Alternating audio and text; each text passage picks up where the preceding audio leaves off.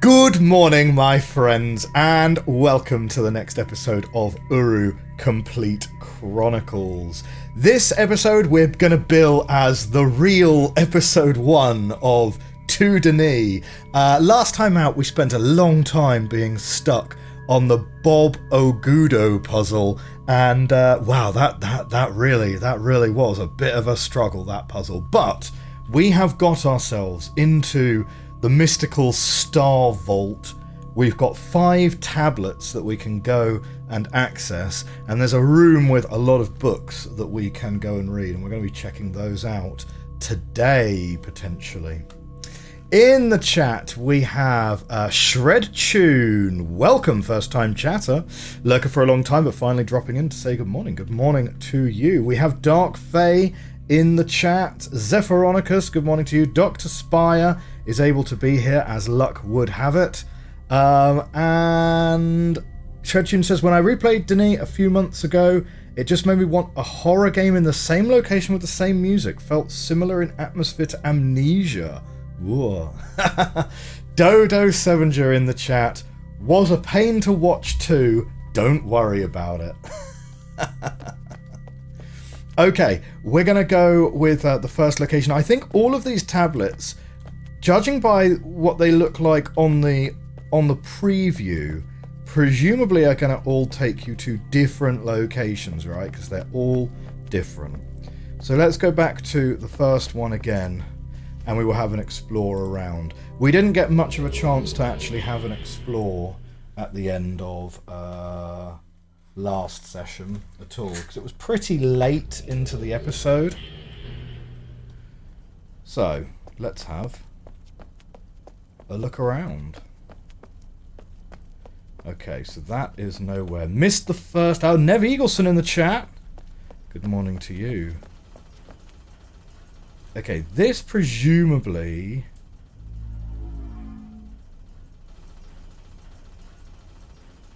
Right, that's going to take us back to the index room, the Nexus. Missed the first 2 Denis stream, was about to go to bed and just caught the notification for this one. Yeah, don't forget to stick your hand into stuff. The rules to not live by in real life. Things you can say in Myst, which would be terrible advice in real life. Okay, so we've got sort of that monument over there. Did we go down these stairs last time? I don't actually remember the direction we went. But let's just have an explore and see what we find. Now, we did take a picture of this map. You are here, we are here. I think the museum is going to be where we're going to find all those books, right? So I think... probably let's start with some audiobook adventures.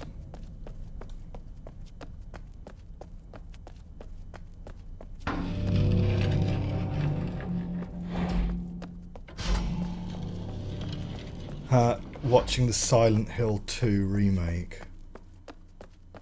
Okay, we already took a picture of that one. None of these have books. Oh, hang on a minute.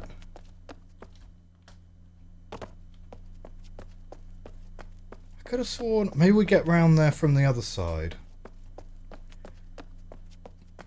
Completely missed the Nexus hand slots till late in my playthrough. Ah, no, we can't get through there. Okay.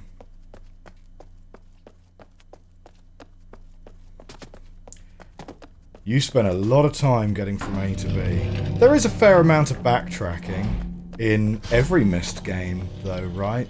The fast travel options for the Nexus are a welcome feature, though, for sure. Maybe the library that we saw was down the stairs. I have a vague recollection. Ferry, Guildhall Palace. I'm not sure. I can't remember where it was at the end of last week, so... because we were sort of so late in exploring this area, we were doing it in a little bit of a rush.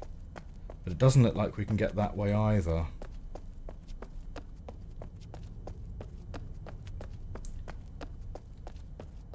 Ah, this path we can go up. I think it must have been this one then. Darkflow just passing by to say hi. Would love to resub via Twitch Prime, but it'll only be available later in the day. Fair enough. That's understandable. Understandable. Ah, we did stop up here last time out. Ah, yes! The law room. Excellent. Right, settle in, everyone. We got some reading to do. Would any of our helpful commenters in the chat like to recommend a place to start? Otherwise, I'll just start from left and we'll work our way around. And we probably also need a translation on these. Unless the translation would be, you know, a puzzle spoiler. But,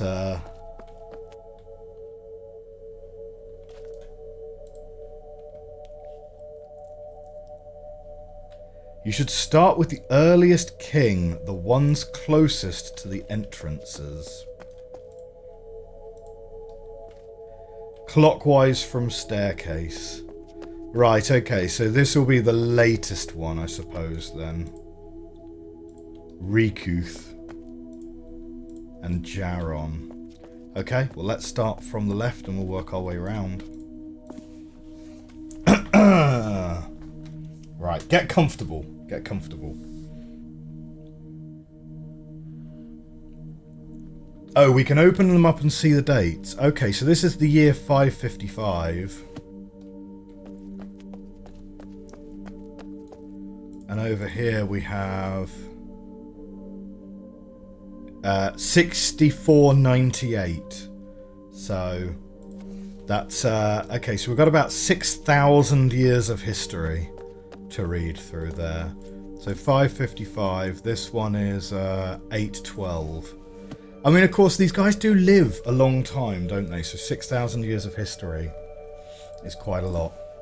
Okay. Jakreen. Jakreen took the throne in the year 555 at the age of 80. By the time of his coronation, he had already reached the rank of Guildmaster in the Guild of Stonemasons. It was Jakreen who first publicly stated plans to rebuild the King's Arch in 598. Headed by Guildmaster Chorus of the Guild of Stonemasons, design of the arch was begun. In 600, construction started, and in 625, the arch was completed. It was a day of great celebration as it marked their first century on Earth, and because of the prophecies, allowed for a passage of the Great King. As a result, from the time of its completion onwards, all kings sailed through the arch as part of their coronation ceremony. As construction of the arch was underway, Jakreen planned for construction of the Temple of the Great King. Specifications for the building were recorded in ancient prophecies, and Jakreen made sure that each was followed through to the last span. Construction was finished in 643.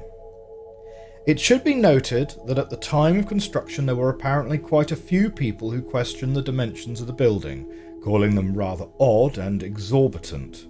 However, Jakreen would hear nothing of their complaints and in fact managed to anger quite a few of those who worked on the temple during its construction. Once the temple was complete, Jakreen ordered the transfer of the gold throne from the temple that Rineref had built to the new temple of the Great King. In 654, Jakreen's wife gave birth to a son. Unfortunately, the boy only lived for 10 years before dying of a rare disease. It was not 10 years after the death of the boy that Jakreen's wife passed away, also at a young age. The tragedies seemed to have a devastating effect on Jakreen, and in his later years was known to be easily angered and extremely harsh. He remarried in 700, and his second wife gave birth to a son 17 years later, followed by 2 daughters. Records speak of various accusations of abuse towards his children, though nothing was ever proven. Regardless of whether or not there was abuse, it seems he was never able to get over the death of his son and first wife. As one of the prophetesses who advised him wrote in her journals, he never seemed to really love or appreciate any of them. though he did leave the throne to the oldest of them. It was Jacrine who encouraged further private construction for the island in 775, including the Jateri district. He named the high-class district after his first son who had died 111 years earlier. Jacrine died of natural consequences in 812 at the age of 337. It was often said that Jacrine died a very sad and unsatisfied man. And here are the footnotes. The King's Arch was modelled after a similar design on Gartenay. It was prophesied that the great king would be welcomed by the arch, and so its construction was obviously seen as very important. Now, because Denis numbers are base 25, the year 625 was very significant. That's some deep lore there. So what was the reference to the year 625? Ah, yes, construction started in 625, I see. Most were taken from the Regeltavok of Orpa, as recorded in the Guild of Stonemakers records, and it's not known what the disease was. Records only indicate extremely high temperatures and extremely sore and brittle bones. King Yeesha. Yeesha took the throne in the year 812 at the age of 95. When Yeesha took the throne, he already had 2 sons of his own and ended up having 3 more before his death, a large number for Denis. Though his father had completely rejected religion in his later years, Yeesha was an extremely religious man who, some say, tried too hard to push his convictions on the people and in the end probably pushed many away. In fact, he forced into law a number of strict guidelines pertaining to marriage and adultery, as well as oaths and vows, many of which were removed by his son. Many say the greatest mark of Yeesha's reign concerned the health of his 5th son. The boy was a maintainer, and at the age of 50 on a routine check of ages was almost killed. Though the cause of his near death is unclear, certain documents point to the inhalation of toxic gases. He ended up falling into a deep coma that the healers said he would never come out of. In response, Yeesha gave a powerful speech boldly announcing to the people that Yarvo would heal his son and that he would awake again. Despite opposition from the church, 2 prophetesses who advised him and the Guild of Healers, Yeesha maintained his faith for over 3 years until the impossible happened and his son awoke. Though many disagreed with Yeesha's religious convictions, there was not a single Denis besides Yeesha who was not shocked by the awakening and forced to look again at their own faith in Yarvo. Yeesha died of natural consequences in 997 at the age of 280. He left the throne to the reborn son Mararon. So Dodo says the Regeltavok is a book of prophecies. Thank you for that. Next we have King Mararon. King Mararon took the throne in 997 at the age of 73, exactly 20 years after emerging from his long coma. From various speeches and writings, it's obvious Mararon placed a strong value on life. Through his 162 years in power, it seems he did all he could to emphasize that same value to his people, as well as make the most of his own. It seems that a main concern of Mararon was the Denis education system. The fact that so many of his own people were falling by the wayside apparently upset him quite a bit. So, in 1124, when T. Lana, a guild master of the Guild of Legislators, submitted his paper, Minor Guilds, Mararon was in immediate agreement with what it said. In the paper, T. Lana wrote, "We are creating a group of people who have no understanding of the Denis and the strength of our blood. There is the relatively small percentage of those who learn and keep our traditions through the guilds, and a growing population of fools." Mararon, following suggestions within the paper, placed the common schools under the Guild of Legislators and began major renovations of the system, including higher standards for instructors and longer workdays. Mararon also raised the time in the common schools from 6 years aged 10 to 16, to 15 years, aged 5 to 20. From there, instead of entering back into society, as had been the case, students could enter one of the new minor guilds that had been proposed by T. Lenar and accepted by Mararon. The first of these guilds included architecture, a branch of the Guild of Stonemasons, miners, and educators and bankers, among others. While not pushing education, Mararon was focused on his own life, making sure that he was living it to the fullest. Most historical documents point to addictions to hallucinogenic drinks and various drugs. As well, it seems he carried out numerous affairs, prompting him to throw out the rules that his father had written regarding marriage and adultery. One particular record shows of affairs with prophetesses, although with prophetesses and the religious community vehemently denied it. The public said little of Mararon's shortcomings, choosing to focus more on the benefits he had brought them than the negatives. He died at the fairly early age of 235 in 1159 from natural consequences. Most expected the early death from his drinking and smoking, though many say it's somehow related to his coma years earlier. Now, any relationship between the king and his prophetesses was extremely looked down upon, as both parties were expected to remain objective with one another and the people. Okay, so what have we got after Mararon?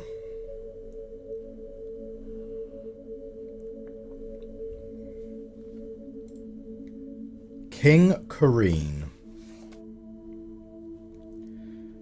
Kareen took the throne in 1159 at the age of 50. Kareen was the older of Mararon's two sons, and the two brothers were apparently close. His younger brother was a guild captain in the Guild of Linguists, and the two remained close for much of Kareen's reign. In 1159, when he took the throne, it would have been impossible to forecast the turbulent string of events that would start during his reign and did not end for some years later. His grandfather had been an extremely religious man, though not everyone had agreed with his theologies.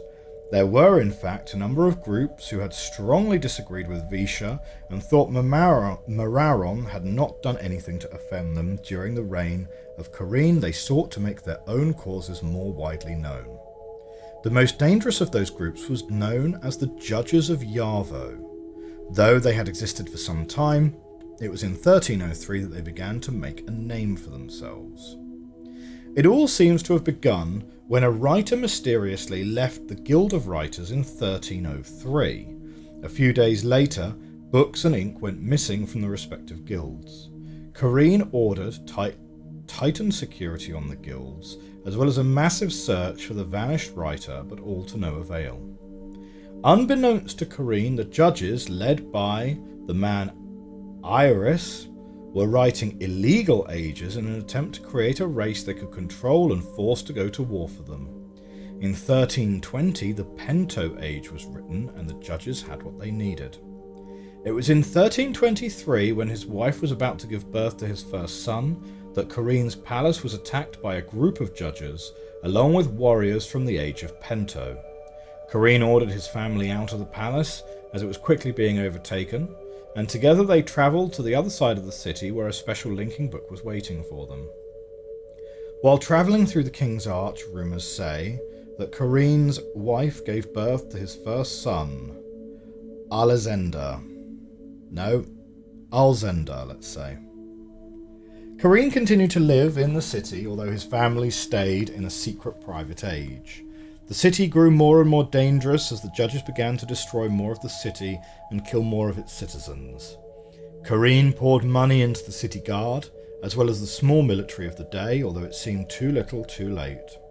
In 1352, Kareen was assassinated by a group of Pento warriors being led by judges. The city was thrown into complete chaos. So known as Regolantunt Ok, the sect believe that they were to exercise Yarvo's judgment on those who could not truly understand him as they did. The Pento War is probably the biggest thing that we know of beside the Fall. It's referenced quite often. Okay, so his son still succeeds him, though.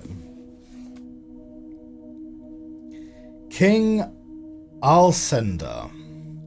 Alcenda, the Great King, was 29 and living on a private age with his mother when his father was killed. Instead of immediately joining the city, he remained in the private age, apparently at the suggestion of his uncle, who had come to inform Alcenda of his father's death. With a few advisors who kept him updated, Alcenda stayed in the private age trying to formulate a plan for the war that was now raging in his city. Meanwhile, his uncle, still a member of the Guild of Linguists, was translating much of the Pento language and learning as much as he could about them. As it turned out, the judges, with the Pento, claimed control of the Dani government after the death of Corrine and began to move into other ages. Alcenda, after being briefed by his uncle on new information, continued to wait. A few weeks later, the waiting appeared to pay off. Reports came back that the judges had killed the leader of the Pento for fear he was becoming more powerful and out of control. Unfortunately, the leader had not declared an heir and left 2 sons to fight for the throne. This led to civil war within the Pento and a complete lack of focus on the Dani, leaving the judges very empty-handed, as well what forces there were spread out to other ages and no longer fortified in the city. The public apparently knew Alcenda was hiding, and with every passing day felt as though the prophecies were coming to fruition. Only the stone, while they pass beneath, listens to his cries and comforts her fear. Only the arch welcomes the reign of the Great One who guides us. Alcenda, they all knew, had been born directly under the arch. A new people, people of light, will bring great havoc to the dark, as they believed the Pento had done. He remains hidden while another sits in his throne was obvious. While the public waited for him, they only grew more willing to fight for him. 15 weeks after the death of his father, Alcenda entered the city for the first time in his life with a small force. He sailed directly through the arch to the palace and reclaimed it with relative ease, while directing his soldiers and those who joined with him as they saw him enter the city. Immediately he established safe zones and eventually informed the Pento he wished to begin negotiations with the Pento warrior Mikar. Alcenda agreed to help Mikar defeat his brother if in return they would return to their home peacefully. Mikar agreed if Alcenda would write them an age to return to. The deals were signed, and in 1376 Alcenda led a force to the Pento Age.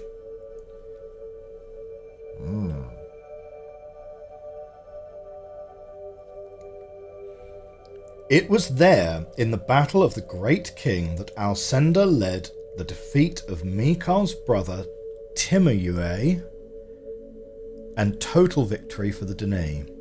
Mikar turned over 2 leaders of the judges, and Alcenda found the other 3 in the city. All 5 were sent to prison ages, and the books burned. Some in the society had demanded execution, but Alcenda had refused. Regardless, his coronation ceremony took place a few weeks later, and it was said not one of the Dani did not attend the event. Our cheering was as loud as thunder, and our pride as solid as the arch through which he sailed.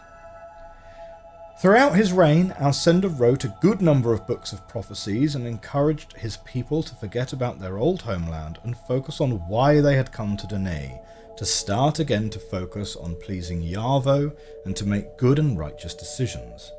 To know Yarvo better should be the focus of their lives, he claimed. It was Alcenda who brought them back to the attitude they had maintained during the reign of Rhinareth.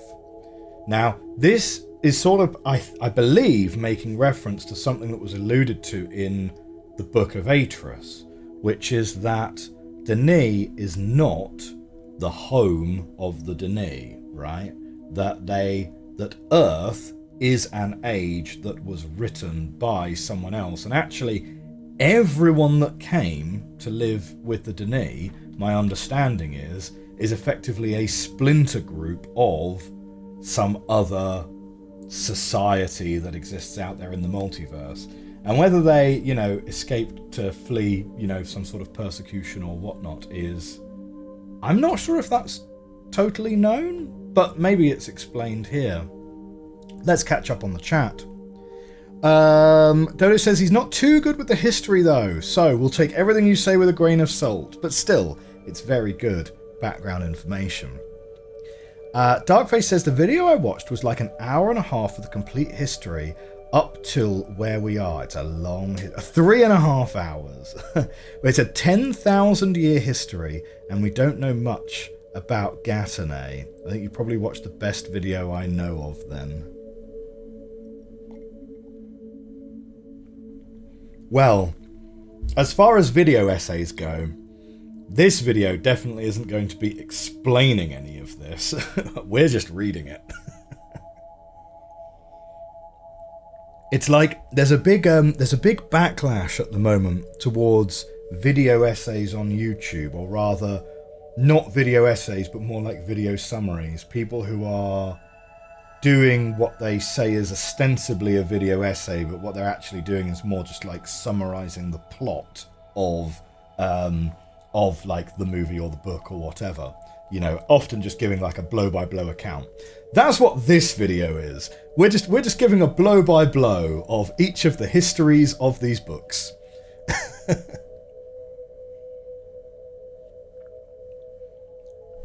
Okay, where were we? There wasn't a lot of mixing between local populations and the Dene. They mostly just traded with outsiders. As for the legal system, we have a book on the roof for that one. During his life, there were numerous rumours abounding about Alcindor and the special linking abilities. Numerous witnesses claimed that he did not need linking books to go from one place to another, and numerous others claimed he could link to different spots within an age. However, none of these rumours were ever confirmed. There were apparently other rumours, much more quiet, which dealt with Alcindor and his relationship with the prophet Nemia. Though it seemed that Nemia had great respect for Alcindor, the same could not be said concerning Alcindor's opinion of Nemia.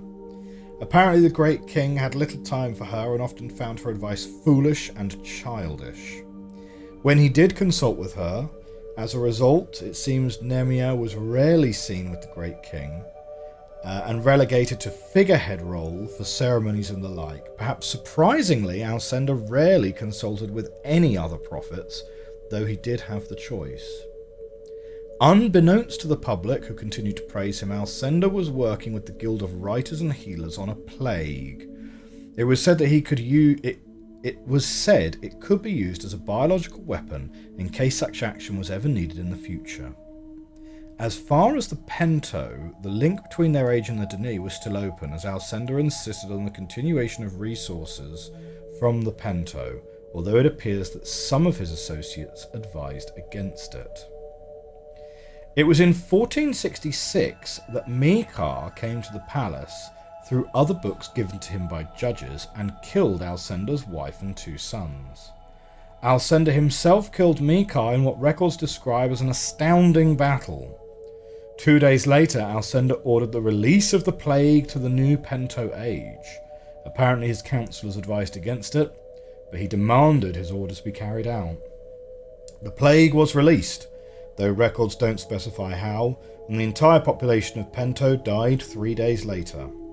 Unfortunately, it seems as though most of them realised what was happening and did not die before linking to a number of other ages and infecting numerous other cultures. The sickness did not affect Dene, although the Guild of Chemists began to fear that it could mutate into something that would. Once the public became aware, that could definitely be a bit of foreshadowing there. Once the public became aware of the plague, they obviously blamed the Pento for the devastation, as they had no knowledge of Alcindor's participation in the plague. All of the books to which the Pento had access were gathered together and to be forever destroyed. Then, in 1500, Alcindor gathered his people together to inform them of the truth. It was in that speech that he told them he created the plague and ordered its release. At the end of the speech, he asked to be sealed into the Temple of the Great King, as built by Jakreen, with any infected books, as well as any books that linked Danae to their past, as he had preached they must completely forget. A year later, Alcenda was sealed within the temple, and it was then that the dimensions and shape of the buildings made sense. It was required to hold massive amounts of books. Solath, Alcenda's chosen heir, excuse me. He took temporary charge of Danae while the public waited for the Great King's return. However, after 6 months had passed, records state that Solath uncovered the final wishes of Alcenda and read them publicly. Alcenda, he read, was not to return, and for no reason should the seal on the temple of the Great King ever be broken. In addition, the note stated that Solath should be officially designated as permanent king. So convincing was Solath's shock upon reading the note, it was said that the thought of the note being a hoax was never considered. Not officially, anyway, right? Like, that has all of the taste of proper propaganda, right?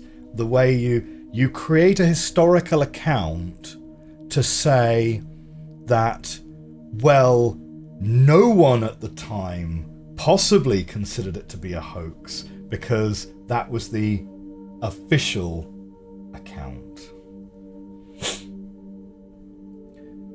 Numerous personal journals and government transcripts state the public's disbelief at the statements. Solath himself said, "For how could he leave us in such a state? Though there were many calls to break the seal of the temple, a direct command from the Great King was foolish. As well, the books within the seal were infected books and should not be opened for good reason." So, in 1502, the Temple of the Great King was renamed the Tomb of the Great King, upon orders of Solath, and he was assumed dead. However, most still believed he would return. I'm sensing there's going to be a twist here later. So the two brothers were both fighting for control of the Pento, and Maekar felt most strongly his people no longer owed the judges anything. His brother, Timoyu, felt the opposite. Though not done often, it was possible for a king to leave the throne to his successor if he wished to be gone for extended periods of time. Now, no records point to the note being anything but the true wishes of the Great King, but it is interesting to note that it was never even thought of as a fabricated note. And as spoken by Grand Namus of the Guild of Healers of the Council.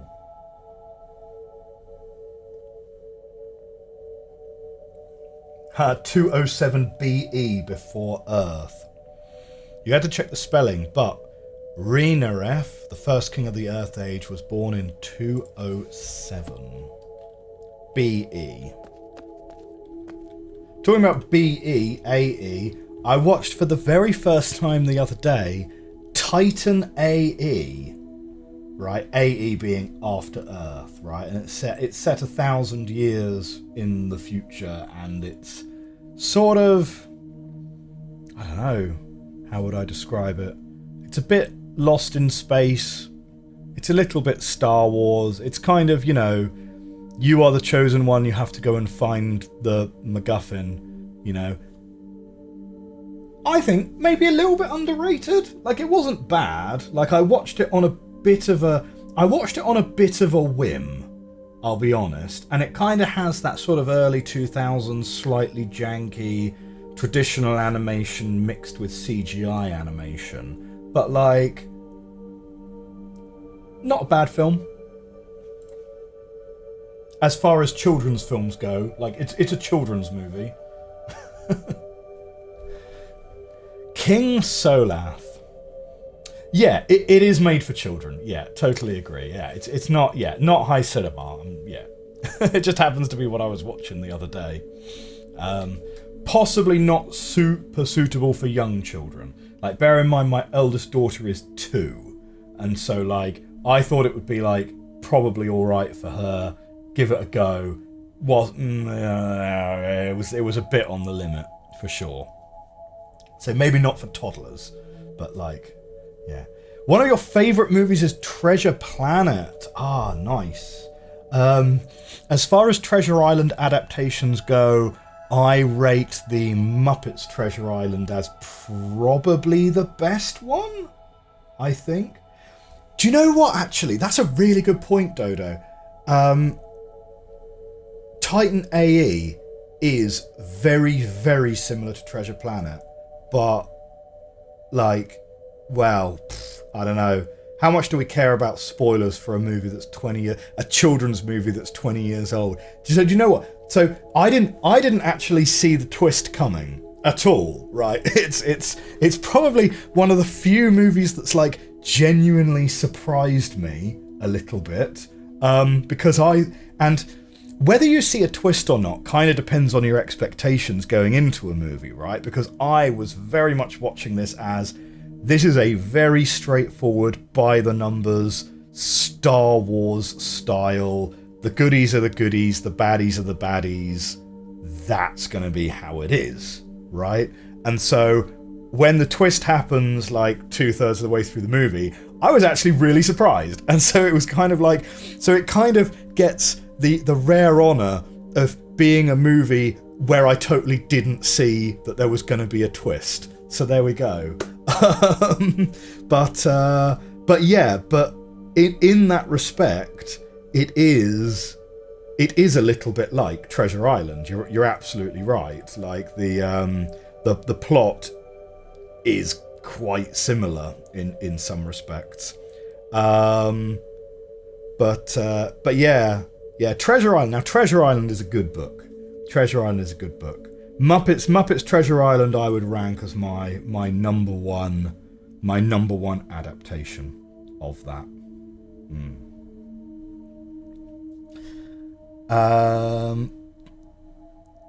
You just remember playing Muppets Treasure Island the game. Oh man, I'm not sure how I feel about that. I mean, I'm not sure if that really needed a video game adaptation, to be honest. But then again, mind you, talking about game adaptations, totally unnecessary game adaptations, there is apparently such a thing as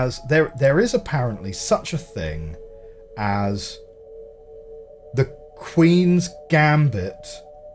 The Queen's Gambit, the board game? And I was like, is that not chess? Like, I mean, for a start, as far as the Queen's Gambit goes, like, the Queen's Gambit was, a great mini-series. I was kind of surprised that it had enough cultural impact to warrant a board game tie-in. So, okay, that's fine. But then, so I thought initially, oh, well, is this going to be just like, what's her name? Beth Harmon, I think, is the main character. As the Queen in, like, you get these novelty chess sets, don't you, where all of the actors are different pieces.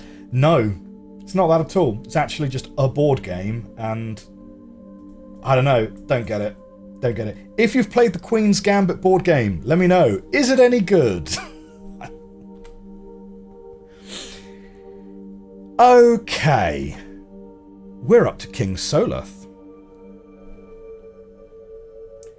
Soloth took the throne in 1502 at the age of 79. It should be noted that at his coronation ceremony, Soloth was given a newly designed crown. Alcindor had retained his own, and it was common opinion among the Denis that such a crown should not be worn again. It should also be stated that Soloth's father had been the Grand Master of the Guild of Writers and helped Alcindor create the book that was responsible for the plague. Why Alcindor chose Soloth in particular, he never stated. Regardless, Soloth inherited a fairly stable culture, although one that was on the fringe of religious anarchy. Fairly stable. The greatest leader of their time had left them, and they were a lost people without him to guide them. There were going to be repercussions, although it's doubtful anyone had sensed that they would occur so quickly, most of all Soloth.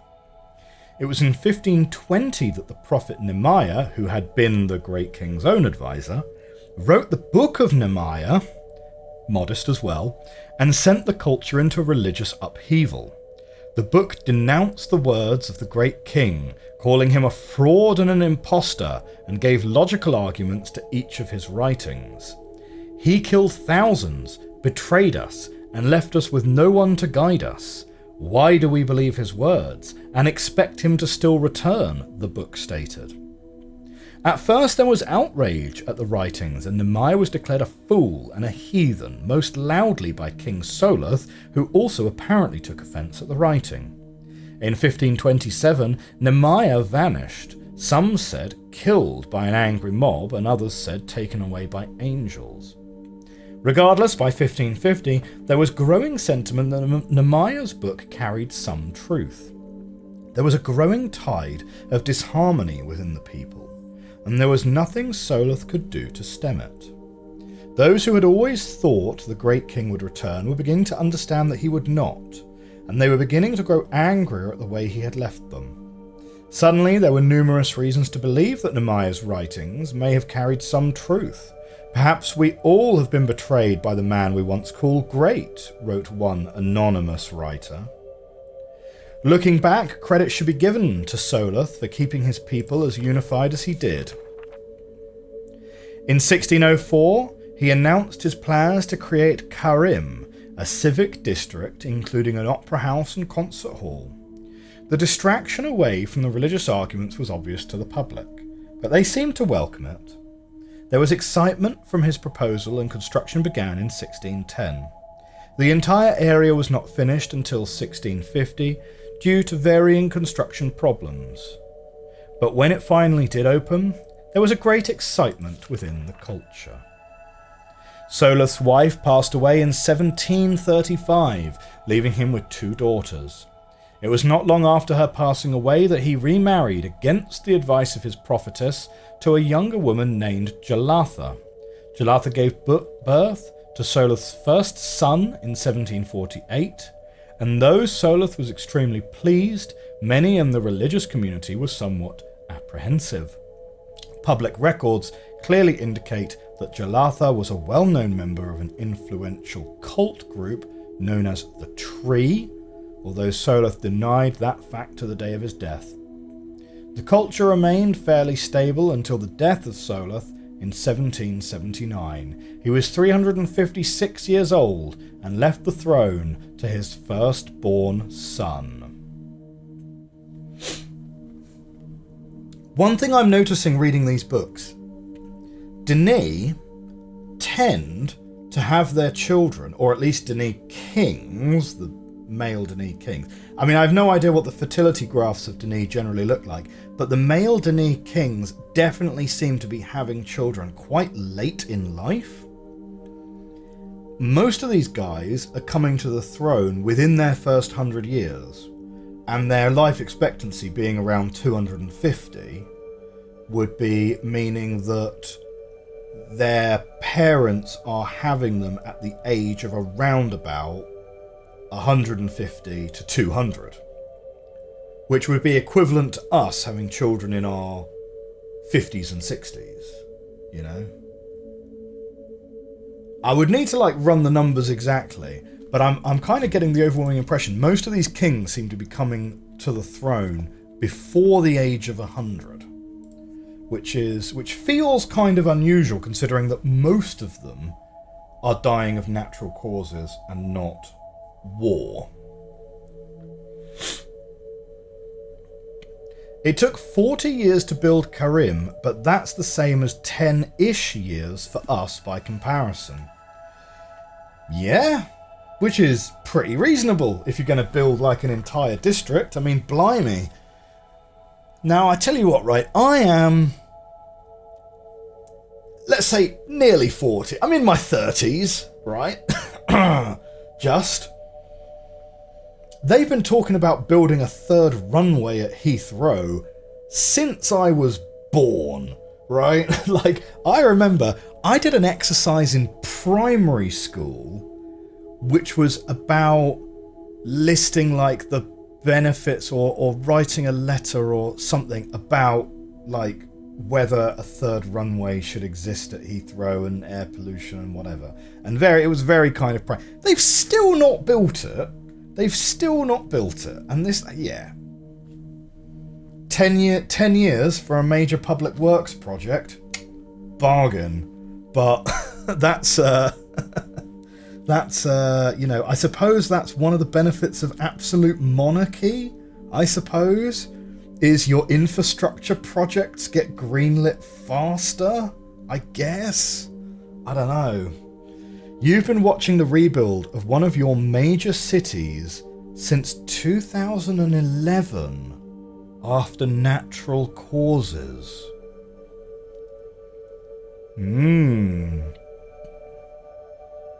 Pretty much sorted from what you understand, but it still took a while. I'm kind of trying to have a think about which city that could be. But yeah, I mean, obviously natural disasters, can be hugely a long time to work through. Like Hurricane Katrina in New Orleans happened 2004, something like that. Christchurch, I see, yes. Now I remember those. Yeah. And of course we also have things like the tsunami, Fukushima and that area, and yeah, it can take a long time to rebuild.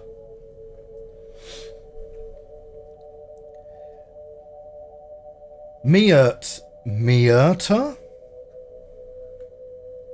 Let's go with Myrta. Myrta took the throne in 1779 at the young age of 31.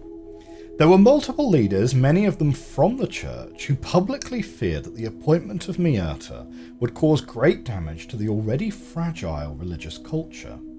Their fears appear to have been justified, as Myrta's reign was a turbulent one. In fact, it was often stated that it was his mother Jalatha who ruled the throne for most of Myrta's 236 years in power.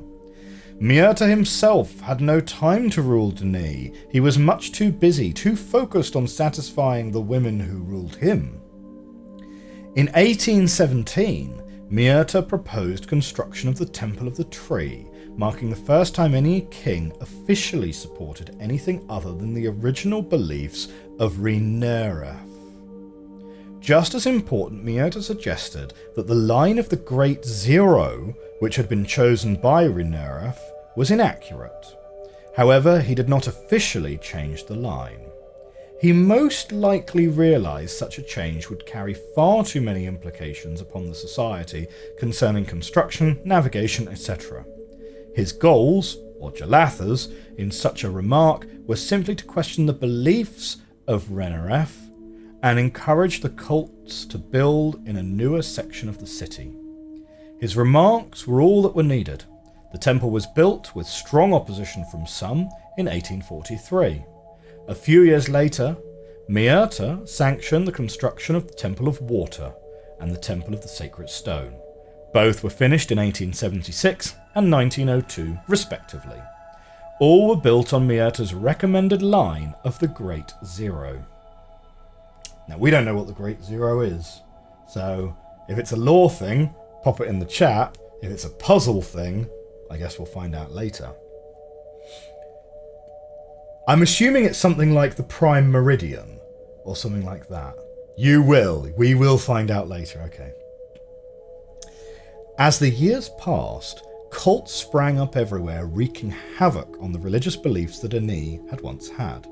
The temple of Yarvo was empty, and its priests and prophets were small in number, as many had left to pursue other beliefs. In 1975, Myrta attempted to change the rules and restrictions of the Writers' Guild, including altering their oath. He claimed his proposals would leave them more flexible in their writing and allow the Dni to do more.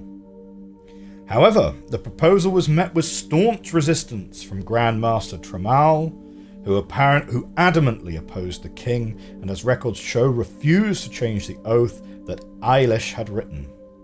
As it turns out, the refusal cost Tremel his life, many say on order from Jalatha. Years later, many viewed Tremel's refusal as one of the most heroic deeds of Dene history. If those rules and oaths had changed, many believe, as Tremel had done, the path to tyranny would not have been long behind, and that is why we exist, wrote Tremel. Once Tremel was found dead, the Writers Guild as a whole refused to change the proposed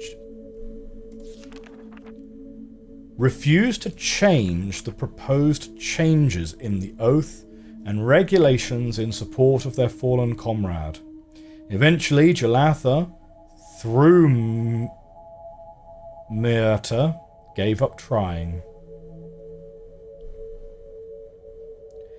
By far, Jalatha's most destructive action came in the year of her death. In 1999, she convinced her son to break the seal on the tomb of the Great King.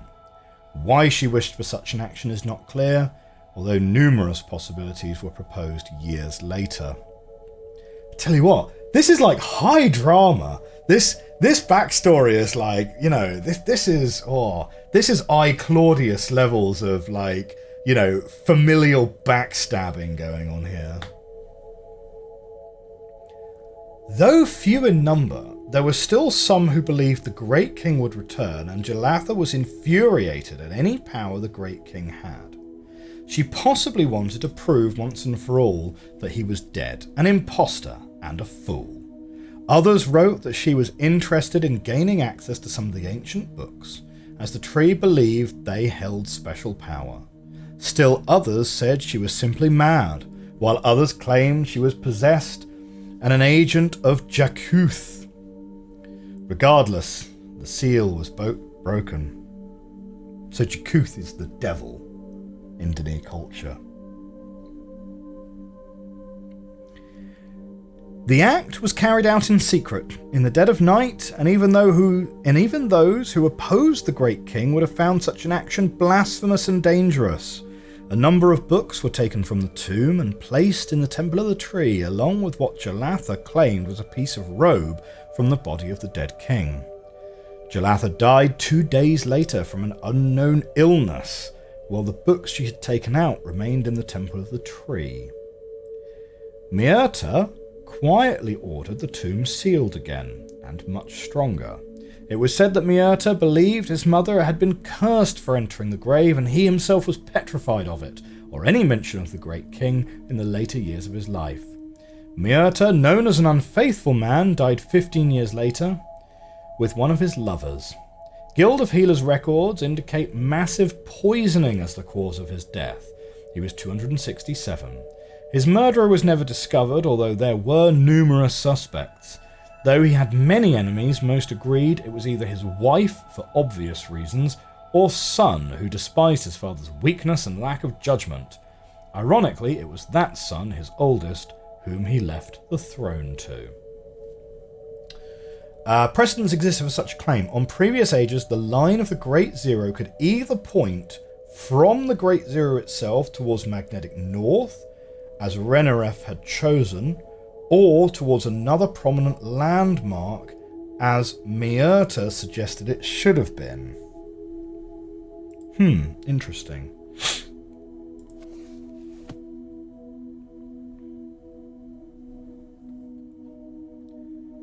It feels like it was loosely based on a certain royal history. Oh, I wonder which one you're thinking of. It feels quite Roman to me, in honesty, although obviously on a much longer timescale. By the way, because I've noticed that in videos too, when you read something, can you only switch to the next line on screen when you've finished reading? I usually read it at the same time and I'm a slow reader. Ah, right, sorry. Can you only switch to the next line on the screen when you've finished reading? Oh, I see, because I flip the page whilst I'm still verbally speaking the previous page. I understand. King Gan.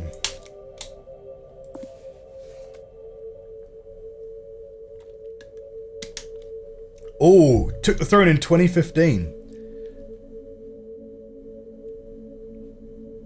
I do that in other games where I also click to the next line.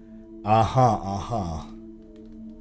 That's true. That's true. I do that. That's mostly so that I can see what's coming up, so that I can start thinking about the next line whilst speaking the previous line.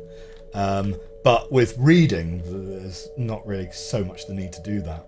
Oh, you noticed that in Death's Door? Okay. I will bear that in mind. King Gan took the throne in 2015. Good year. Some might say the last year where everything was really alright. At the age of 144, though he was not necessarily convinced of the greatness of the great king, or Yarvo for that matter, Gan was far from the despot his father was. Unfortunately, he was never quite given the chance to do much for his people, as the sins of his grandmother consumed his reign in the throne. 6 months after Gan's coronation, the first signs of the plague began to show themselves. Eventually, the healers would discover that the plague was an evolved version of the disease that Alcenda had created to destroy the Pento. The evolved version cut Denis lifespans in half and caused massive infertility. For the elderly and the young, death usually came quickly in the form of heart failure. The appearance of the plague and the eventual announcement that it was similar to what the Great King had created caused the public to cast most of their blame for the illness on the Great King. Very few people knew of Jalatha's request to open the tomb. Those who knew of the breaking of the seal seem to have not spoken of it, or possibly were not heard of if they did. Numerous records indicate that, as far as the public was concerned, the plague was the Great King's fault. Somewhat surprisingly, because of the infertility rates, Gan managed to have a son in 2050. He died 20 years later at the age of 199, after being on the throne for only 55 years, the shortest of any king. Gan left his son a population that was slowly dying, both physically and emotionally, and there was no cure in sight. The plague ended up killing over a quarter of the Denis population and cutting birth rates in half until its cure was found in 2262, so 250 years later.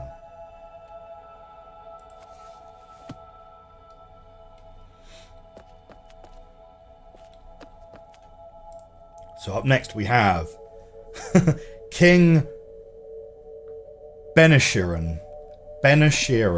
Okay. I tell you what, these names are a bit of an exercise in phonetic pronunciation for sure. Benishiren took the throne in 2070 at the age of 20, a record that was never surpassed. He was extremely young to inherit the throne, and his short reign displayed his immaturity. It was said that there was never any control or leadership from the throne while Benishiren sat in it. As a result, the people were forced to look elsewhere for some kind of trust or hope. Most turned to religion, leading to many more factions and cults. Many claimed healing powers either from nature, special leaders, or Yarvo himself, through a variety of different means. It seems clear that Benishiren wavered in his stance on just about everything, including religion. In some speeches he begged Yarvo for healing, while in others he sought for help from the tree. In the meantime, he was of no help to the healers or chemists, both of which were working hard to find a cure. In fact, some of Benishiren's speeches point to public condemnation of the guilds, accusing them of shallow efforts and failing their own people. Those who held faith in any cure existed outside of miracles and or special potions were few and far between. The population continued to die and the amount of children born decreased tremendously. Ben Ashirin himself died in 2193 at the young age of 143 without any descendants to leave the throne to. In fact, so few children were being born that Ben Ashirin had trouble choosing an heir, even from his own staff. As a result, he chose his 179-year-old uncle to take the throne after his death. It was later said that some higher power must have been involved in such a choice, as Ben Ashirin was far too ignorant to choose an heir that made so much sense. Oof! That is a brutal condemnation. It was often customary to choose the child of a staff member if a king did not wish to choose, or could not, any of his own blood. I wonder where that comes from, because we have so far had 2,000 years of unbroken direct inheritance, which is kind of crazy, right? Like if you look at, say, the... Well, yeah, depends which era you're looking, right? But, I don't know. To have such a long time where everyone successfully had male heirs is... It's a pretty good go. You know, they've had a pretty good run before they've had to turn to an uncle here.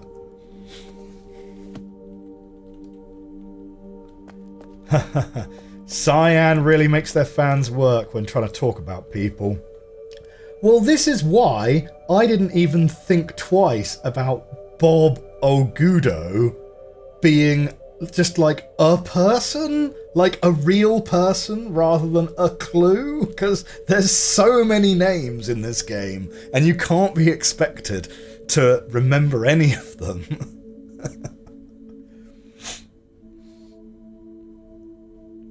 Well, 2,000 years, yeah, it's about 500 years in our lifespans.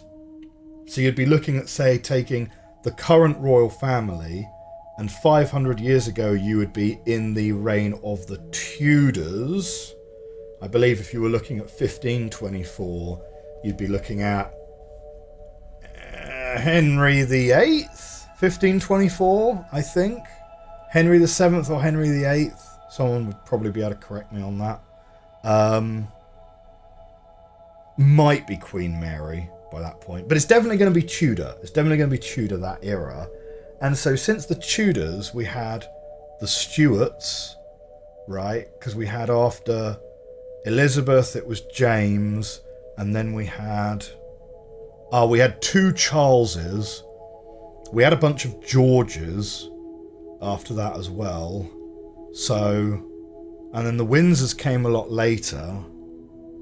So yeah, we've had probably like 4 different families in that time. It was Henry VIII during that period. Ah, nice. My English kings and queens. It's all roughly there.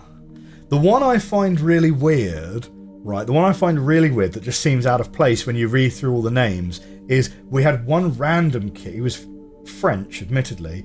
Well, I mean, you know, they were all kind of French in those days. But we had one random king who was named King Stephen the First. And I don't know, to my modern ears, the idea of having a King Stephen just doesn't quite sound right, you know? Like, there are certain names which kind of fit, and like Stephen just isn't really one of them. Do you know what I mean?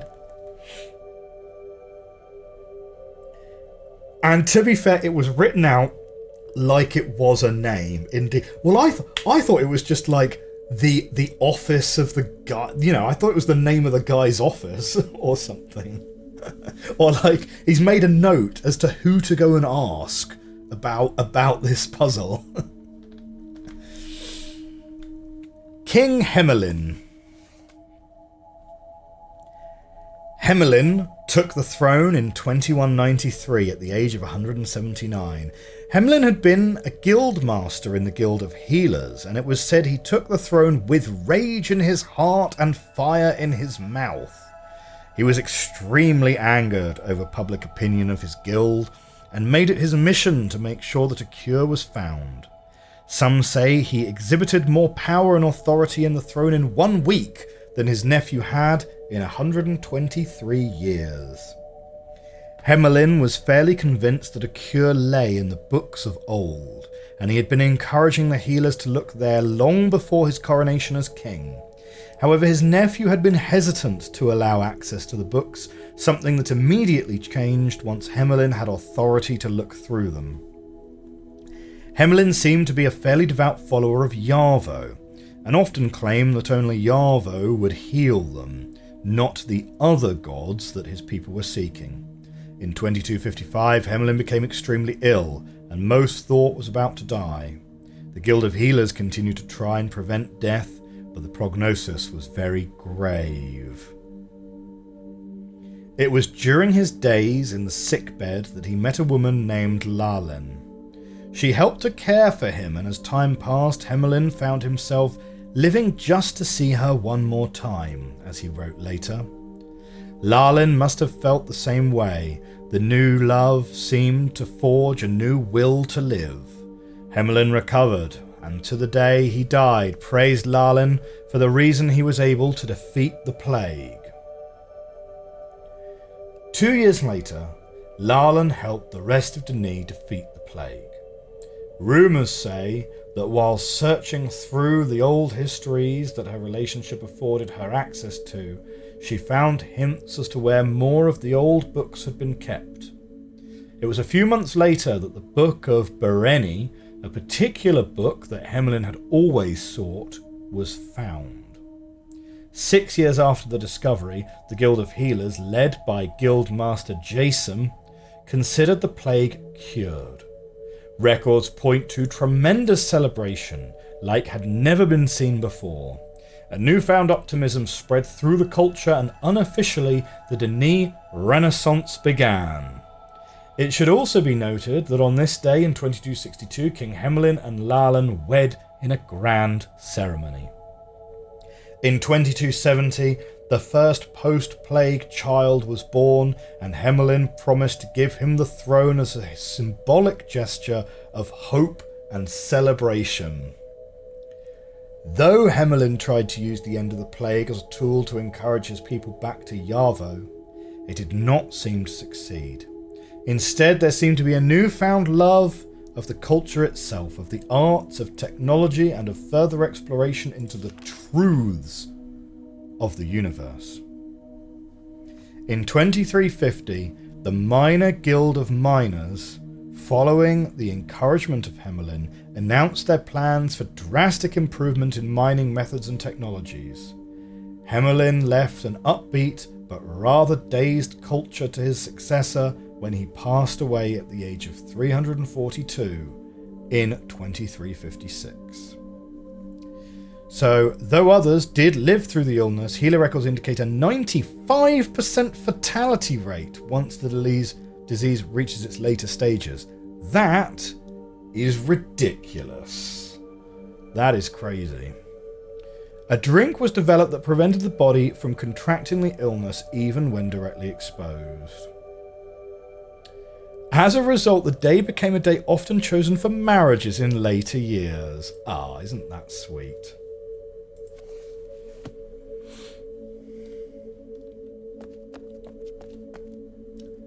How far around the room are we? Oh wow, we've done loads of these books already. Yeah, we're nearly halfway around the room. King Hinash. Hinash took the throne in 2533 at the age of 66. Hinash's first major accomplishment was the ordering of the construction of the new Guild of Miners facility. The construction marked the first use of extrusion in construction, and work began in 2577 and finished in 2580. Marked a much faster and more efficient means of building. Hinash had been a member of the Guild of Stonemasons before his coronation. As such, records point to him being extremely interested in the mining and construction technologies that were being pursued. As well, Hinash was one of the strongest proponents for expansion within the cave system. Though Hinash's push for expansion was not met with much enthusiasm at the time, it set the foundation for for the great expansion that would occur under the reign of his son Nidra, with the sculptor Larkir leading the charge. Hinash was apparently also very interested in pursuing better relationships with other cultures, often pushing for further interaction and increased trade. He not only opened up the rules on trade, but also pushed the cultural rules concerning relationships with those of non-Dene blood. In 2709, 5 years after the death of his first wife who died giving birth to his fourth son, Hinash married a woman of non-Dene blood. The fact that the marriage was met with little opposition was a sign in itself of the relaxing attitude of the people towards the outsiders. The effect of such actions upon the culture was grand. Foreign materials were used much more in construction, as well as clothing and jewellery, and foreign music and art influence began to show itself in the Dene art of the day. It was apparently with some thankfulness that Hinash's second wife did not bear him a son, though the culture had relaxed. It is rather clear that the public did not want... Oh, there's a little spot on the book. I was really struggling to read that letter. It's an N. The public did not want to even have to deal with the possibility of non-Dene blood on the throne. In fact, one author went so far as to say, even had they bore a child, it would have meant for a very uneasy public to have such a being living within the palace, perhaps taking the public's acceptance too far. Hinash died in 2779 at the age of 312, leaving his fourth son to rule. Now, there had been strict regulations up to that point concerning imported goods and travel between ages, and no one, most of all a king, dared to marry an outsider.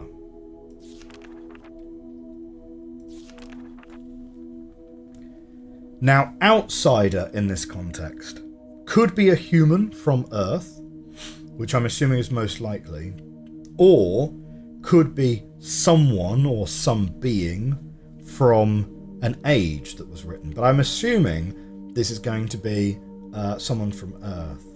Can I get a quick... Oh, just anyone not from Dene. Okay. Can I get a quick date check? The Dene year 2779, what would that be in Earth years? Because the Dene fell... So this history goes up to the year 6000. The Dene fell a couple of 100 years before the present day. So I'm assuming 2779 in Dene years is still going to be something like 3000 BC in our time. It's about 6000 BC in our time. 4700 BC. Okay. So it's around about the time of the pyramids. Now, obviously, this cavern... date converter in the chat. Excellent. Thank you very much. Now, this cavern's in New Mexico, right? So, obviously, even if they make references to outsiders and so on, there is not going to be any, let's call it classical European culture, or Egyptian culture or Asian culture coming through for thousands more years yet. But, New Mexico obviously wasn't uninhabited at this time. There were plenty of people living there. You would say in this case it was someone from another age. Possible, but not necessarily.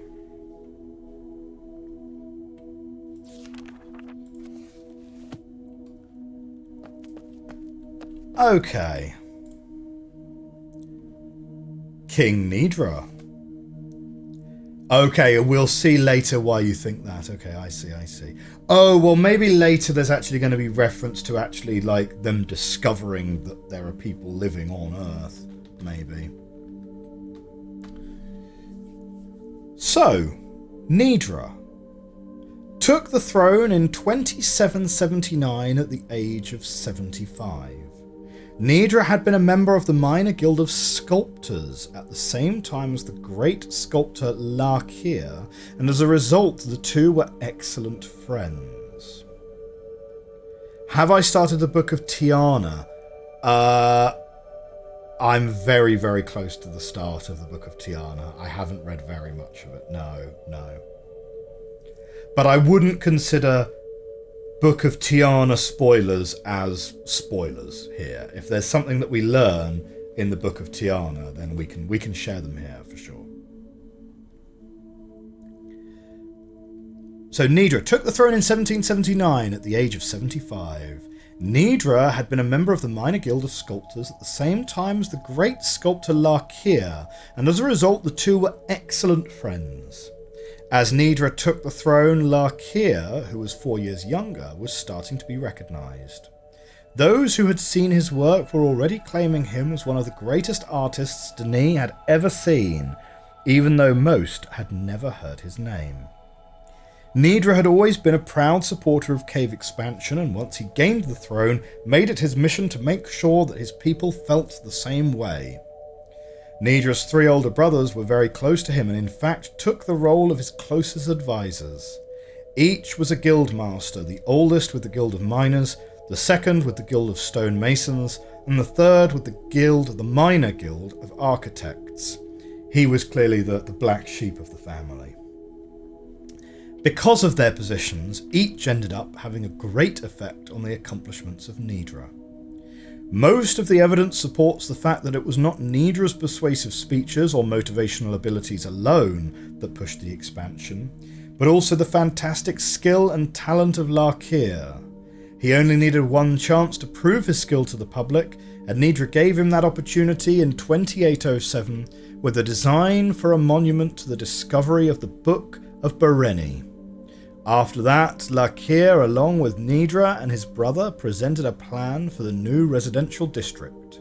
From that point forward, it seems as though expansion could not be stopped even if someone had tried. Throughout the 221 years of Nidra's reign, 4 new districts were begun, including the residential Jaren, the elite of the elite districts Kale, the business district of Kali, and the industrial district managing importation and manufacturing of foreign goods, Neural district. In 2916, the Guild of Mechanists announced industrial extrusion, allowing for further improvements in construction methods, including unistructural buildings. Nidra passed away in the year 3000 at the age of 296. He had 2 daughters, but no sons of his own to give the throne. Instead, he chose the oldest son of his brother to succeed. Now, instead of the joining of blocks that had been used up to that point, unistructural construction allowed for the weaving of different stone, almost like a sweater. As one historian described it, making it appear as a single seamless piece of stone.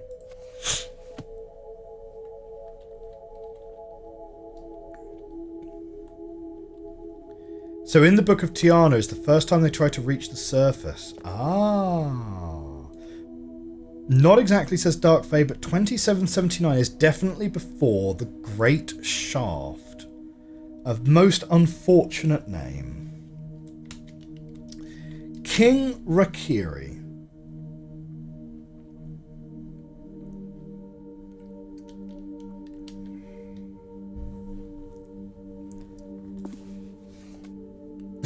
Unfortunate but accurate. I shall try to keep a straight face once we reach that part of the histories. Rakiri took the throne in 3000 at the age of 81. In the same year of Rakiri's coronation ceremony, a man by the name of Tavra was born. Beginning in 3077, many say he defined Rakiri's reign more than Rakiri himself. Tavra was an ardent follower of the great king and spent his entire growing up studying the king's teaching and words. By the time he was 65, he was apparently appalled at the state of his people, especially pertaining to religious matters. Though he began on a small scale in a matter of years, Tavra became one of the most influential men in Dene history. Now, sorry, we haven't actually had an introduction as to who Tavra even was.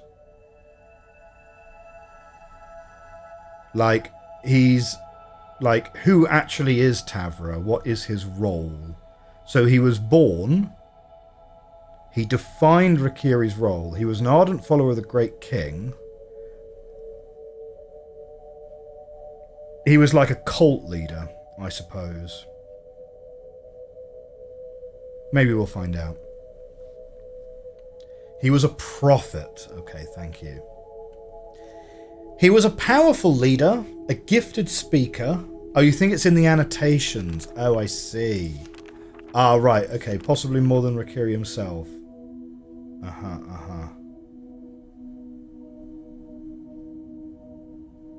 Possibly not. Okay, we'll come to it. He was a powerful leader, a gifted speaker, and a tremendous motivator, and by 3077 a well-known name. It was 3077 that Tavra publicly denounced the sects and his people, including the government's, lack of faith in the principles and laws of Yarvo that they were founded upon. He often pointed to the council chamber and other government structures that now covered the tomb of the great king as a symbol of what the hearts and souls of Dene had become. There is no longer time for religion, as government and power have stolen our love, he stated numerous times. Most in the public seemed to agree with Tavra, especially concerning the tomb of the great king and its covering. They believed they should never have allowed it to happen. Although not remembered as a great event in itself, most historians agreed that credit should be given to Rakiri's reaction to the teaching of Tavra. Rakiri at first was infuriated at Tavra's speeches and his apparent disapproval for the culture. In return, he denounced Tavra and his teachings and even threatened to have him imprisoned. In 3081, Rakiri supposedly attended one of Tavra's speeches in an effort to ridicule it and give the other side to the public. Instead, he ended up in a public debate with Tavra. According to witnesses, it was a debate that Tavra clearly won. Though Tavra handled the debate with the king as best he could, at times his words were rather harsh, words to which the king had no response, and ended up bringing quite a bit of ridicule upon himself instead of Tavra. However, instead of ordering Tavra's death, which he probably could have done, he returned to his palace and thought about what he had heard. 5 days later, Rakiri personally invited Tavra to the palace, and later that same day announced that he had chosen Tavra as his main prophet, and asked forgiveness from his people for the wrongs not only of himself but of the kings before him.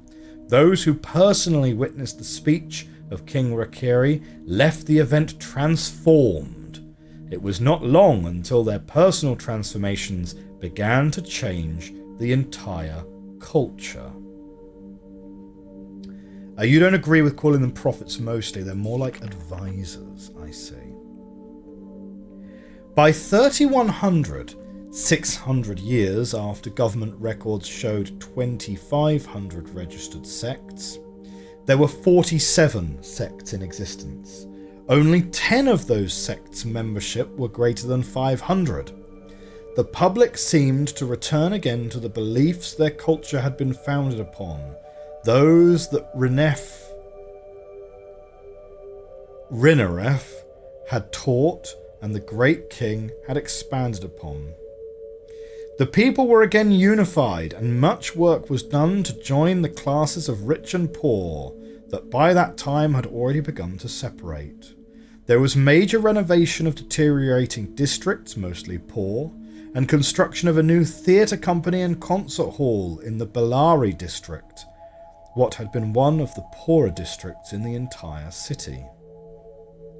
In 3112, Rakiri announced, with Tevra by his side, plans for grand renovations and almost complete reconstruction of the Great Temple.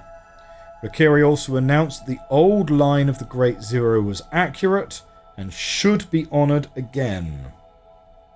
The temple itself was to take advantage of handheld extruder technology that had been developed in 3092, as well as the great artist Farley was to paint the inside of the temple. As it turned out, it was Farley's final masterpiece as he passed away in 3123, 6 months after completion of the temple. For the remaining years of Rakiri's reign, expansion continued both outside and inside the cavern. New mining technology was seemingly announced annually, bringing with it great prestige to the relatively newly formed Major Guild of Miners. Tevra passed away at the young age of 218 in 3218. Rakiri was so greatly disturbed at his passing that he ordered 5 days of national sadness. There were minor protests from a few of the still remaining sects, who obviously did not follow the order, but for the most part, Danae mourned with Rakiri over the loss of the prophet. Rakiri died a year after Tevra at the age of 300, leaving the throne to his firstborn son, Tajara. Many witness testimonies of the event are chronicled in Yavo's voice. Okay, so Adesh, written in 3143, which was a contemporaneous account. According to the prophetess Sharma, Rakiri was greatly affected by the words. He refused to speak to anyone for 2 days following the debate. Now, though women usually took the roles of prophets, the choice of Tevra was one that no one argued. Sharma herself was said to be thrilled that Tevra's wisdom was being sought.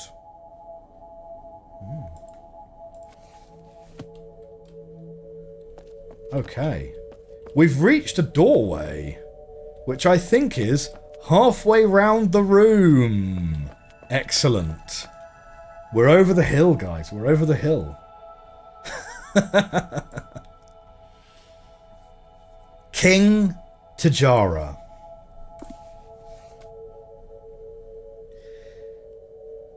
Tajara took the throne in 3219 at the age of 114. Though his father was considered to be an extremely decent and honourable man, especially in his later years, Tajara did not follow in those footsteps. It's said that he was an intelligent man, but that he used that intelligence and cleverness for his own personal gain throughout his life.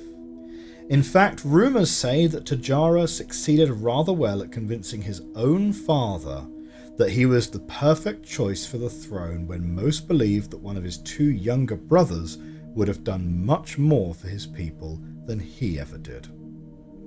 If there was one thing that seemed to direct Tajara's reign, it was personal gain. He was known as a masterful pretender long after his death, while those who saw through his lies during his reign were few and far between.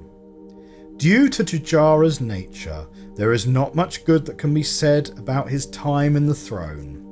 The palace underwent a major renovation in 3271, and in 3279 the Writers' Guild presented Tajara with the King's Age, one of the most beautiful and amazing ages that had been written up to that point. It was later discovered that Tajara had ordered the age written by 2 writers who eventually died of mysterious illnesses after their work was done. Sus. Tajara was married officially to one woman, although there were many rumours of multiple other companions. As it turned out, Tajara was also known within his inner circle to be an extremely jealous man, especially of his wife and other women in his life. In 3285, Tajara's oldest brother was imprisoned for the creation of illicit ages, a crime he vehemently denied to the time of his imprisonment. Tajara expressed great sorrow at the sentencing, although it was later learned, well after Tajara's death, that the crime had been set up as punishment for what Tajara had perceived as lustful looks from his brother. In 3298, a guild master of the Guild of Miners was killed in a freak accident while inspecting the progress of new tunnels. Again, it was later learned that Tajara had ordered the man killed due to a relationship he'd had many years earlier with one of Tajara's lovers long before Tajara had met her. Though Tajara's reign was viewed as fairly repulsive by most, it is important to note that for the first time in their history, the people of Dini remained strong and focused even under the leadership of a poor king. The words and teachings of Tevra stayed in their hearts, and they focused on their personal lives, and if they were pleasing to Yavo more than their king. If there is anything good to be said of Tajara, it is that he did not destroy the fragile condition of his people. Religion was not important to him, and thus, though he never did anything to encourage his people one way or another, he did nothing to prevent those who wished to believe a certain way from doing so. Tajara died in 3422 at the age of 317 and left the throne to his third son. Though Tajara claimed that the boy was born of his wife, there were quite a few rumours that the boy was actually his first son, the first son of one of Tajara's younger maidens. The rumour was never proved either way, as both his wife and the maiden passed away 2 years after the boy was born. Though officially Tajara had 3 sons, it's possible that he actually fathered 12 sons and 7 daughters, an exorbitant number for a Dene. It should be noted that most of these facts were not public information until long after Tajara's death. For the most part, the Dene honestly believed that Tajara had been a decent king, though some began to judge the reign of Tajara by his son. It was not till much later, when truths were revealed, that the public's opinion of Tajara truly changed. Now, Dark Fae in the chat there has just noted something quite important, so these are translations of Dene historians talking about Dene history. Yeah? So, now I hadn't realised that. I assumed that these were human summaries of Dene history. But these are actually Dene summaries of their own history. Which is kind of interesting, because it does lead to, well, it's nature, origin and purpose, right? Nature, origin and purpose. When you are reading a historical account or something, or when you're reading anyone's account of something, who the writer is that's writing that account is incredibly important. So not even necessarily Dene historians, just assembled from material the DRC found. Right, okay, sorry, so no, I'm confused there then, Dodo. So is this a DRC summary of who this king was, or is this a DRC translation of a Dene book summarizing who this king was? Because those are quite different things, like whether this was written by a Dene and then translated, or whether this was written as a summary by a human author, is kind of, it's subtle but sort of important in a way, in terms of how you would read it and interpret it. It's a summary from the DRC. Yeah, okay, so that's what I assumed it was as well, effectively. Okay. King Tiamel. Tiamel took the throne in 3422 at the young age of 39. Like his father, Tiamel's major concern was personal pleasure. Unlike his father, he seemed to be not nearly as clever at hiding his true intentions from his people. In spite of Tiamel's inability to lead, a few worthwhile historic events were carried out during his reign. First was the construction of Stone Eater in 3469. Though Tiamul really had nothing to do with the Guild of Miners' first colossal tunnelling machine, he claimed quite a bit of the credit at its christening. Grandmaster Naaman of the Guild of Miners, who did spearhead the effort, was irate at the lack of mention of his own name during the speech and made his thoughts public in the days that followed. Like his father, Tiamul carried out relations with quite a few different women, besides his wife Sharma, whom he married in 3477. Very unlikely to be the same Sharma from before, I would imagine, given the difference in time.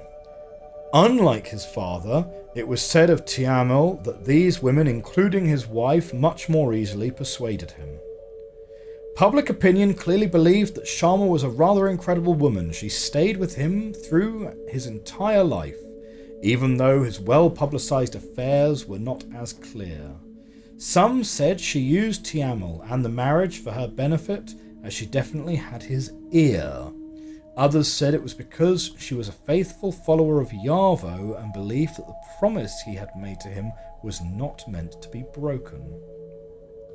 Regardless, it seems clear that Sharma was an intelligent woman who, though it was never stated publicly for all practical purposes, held the throne from 3477 on. In 3500, women became eligible for minor guild education, though there were... That's minor as in the small guilds, not minor as in the miners guild, which keeps getting mentioned because obviously these guys live in a cave, so mining is really important. Though there had been women participation in the minor guilds before that point, actresses, etc., they had never been officially recognised as members of those guilds. Though there was a push to allow women to join the major guilds as well as the minor, Sharma herself gave a strong case not to allow such an event to happen in 3523. She strongly disagreed with women being in governmental positions, a seemingly ironic view as she was basically king of Dani at the time of her speech. Regardless, she argued that women had been much more important duties, including the guiding of children. The push for such allowances seemed to fade away in the years following her speech. In 3574, Sharma gave birth to Tiamul's first son, at least that the public knew of. For the remaining years of Tiamul's reign, Sharma focused on the raising of her son, whom she vowed would not be the same kind of man as his father. A daughter was born 30 years later, and Sharma raised her with equal resolve. Again, though the people were not led well, they remained strong in their beliefs and purposes, somewhat ignoring the bad leadership of Tiamul and instead focusing on the high example of his wife. Tiamul passed away from an unknown disease in 3654 at the age of 271, giving the throne to his firstborn son. According to the Guild of Archivists, the DRC has placed notebooks documenting the reign of each king on the pedestal at many of these columns, so I'm guessing translating then summarising. Okay. Right, so for next time we need to remember that we are the third book along from the little path here. We're going to be spending most of next stream also having a bit of a read. I hope you guys have been enjoying this stream of URU. It's as sort of expected. This has been our audiobook stream. Next stream we're also going to be doing a bit of an audiobook stream as well. But for this week we are a little bit out of time. Let's see who we're going to raid. But if you're watching on YouTube in the future, thank you very much for coming along to the video today. I hope you enjoyed this, the kind of first episode of To Dani, where we've actually been getting into the thick of Dani properly. If you enjoyed this video, hit that like button, hit that subscribe button. I will see you next time. Have a great week, YouTube. Bye for now. For those of us on Twitch, thank you very much for coming along to the stream live today. Always good to have an audiobook. Until